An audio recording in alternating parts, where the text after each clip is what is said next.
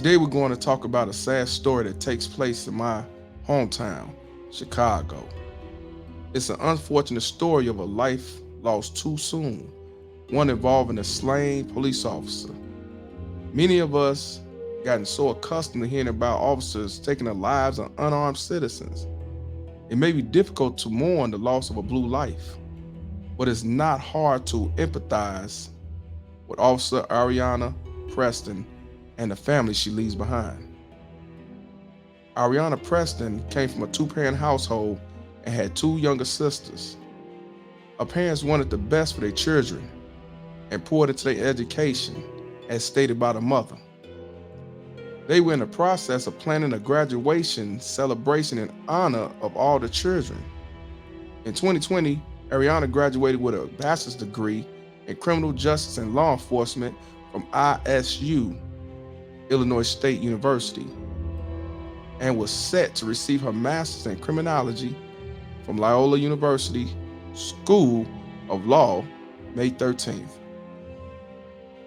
She worked for the Chicago PD for 3 years and was becoming the change she wanted to see in her community, but the community she wanted to change is the same community that took her life. Areanah Preston was only 24 years old when her life came to a tragic end. Early Saturday morning on May 6th, in a robbery spree turned deadly, 4 young men, all under the age of 20, made a horrible decision that will alter the lives of many forever. Travell Breland, 19, Joseph Brooks, 19, Jaquan Buchanan, 18, and Jaylon Frazier, 16, are all being charged with the murder of Officer Preston. According to police records, the young man allegedly drove around town in a stolen Kia Forte looking for the individuals to rob, and you won't believe why, y'all. All because the girlfriend of Buchanan wanted to have a barbecue. Yes, I said it. All because the girlfriend of Buchanan wanted to have a barbecue. You know, party, drinks, and BS. Now, can you believe that? Man, you can't make this stuff up. Police record shows the 4 young men robbed multiple individuals at gunpoint, stealing many items, including a car, a Coach bag, Tesla keys, and a cell phone. According to statements, the men were driving around looking for the next victim when they noticed Areanah sitting in her vehicle. They circled the block and 3 of them jumped out as Officer Preston was approached at her door.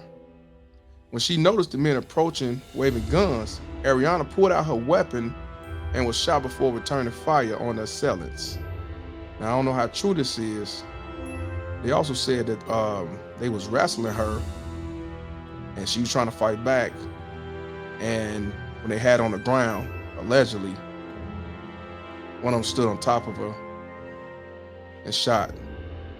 She was later rushed to Chicago University Hospital after her Apple Watch notified of a 911 emergency where she was pronounced dead. But I also read that the police responded to ShotSpotter. Now, for those who know what a ShotSpotter is in Chicago, where if a shot goes off, they got some type of machine that detects where the shots came from, and the police come as soon as possible to see what's going on. The ShotSpotter has been around for like about a couple years. So they did respond to the ShotSpotter calls about 1:45 a.m. in the 8100 block of South Blackstone Avenue in the Avalon Park neighborhood, and found a 24-year-old Areanah Preston with gunshot wounds, according to the Cook County Medical Examiner's Office and police. And I grew up not too far from over there. I stayed on 89th in Cottage Grove, born and raised. And when I was coming up, it was actually a good area. Nice houses, a lot of two-parent households, had a park over there. But I guess things didn't change. But when all this happened, There were no arrests made until a friend of the 16-year-old Frazier notified the police, said that Frazier bragged about the robbery spree and the shooting of Officer Preston.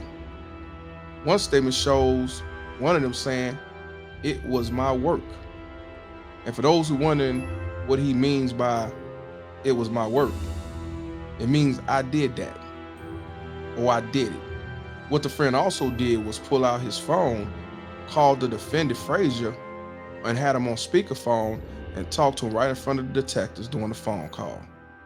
And that right there allegedly sealed the deal. Now, during the phone call, defendant Frazier made additional admissions to the robbery and shooting, including details that had not been released. Now, Buchanan was later spotted by police getting into an Uber. When he was being arrested, Buchanan began screaming, as we call it, dry snitching, and notified the other assailants, who were all taken into custody. Now the youngest, 16-year-old Frazier, is being tried as an adult, and all of them are facing multiple felony charges to include first-degree murder, armed robbery, burglary, possession of a stolen vehicle, arson, and more. But I'm be honest with y'all, and I gotta ask this question: where's Black Lives Matter? Also, I gotta ask, does the blue uniform override the black face? Or is it because it's black on black crime that many don't feel the need to march or protest? And what I'm trying to say, that we have to fix home first. And this right here is a huge problem. Now, Father's Day just passed a couple of days ago, and over the weekend, there were so many shootings and so many deaths out here. The weekend of Juneteenth, and also the weekend of Father's Day. When we really gonna make this change and fix our home? I wanna say prayers to the family of Areanah Preston, and I wanna say that I pray for our future. I appreciate y'all tuning in, and stay tuned as we come with more BMT Chronicles.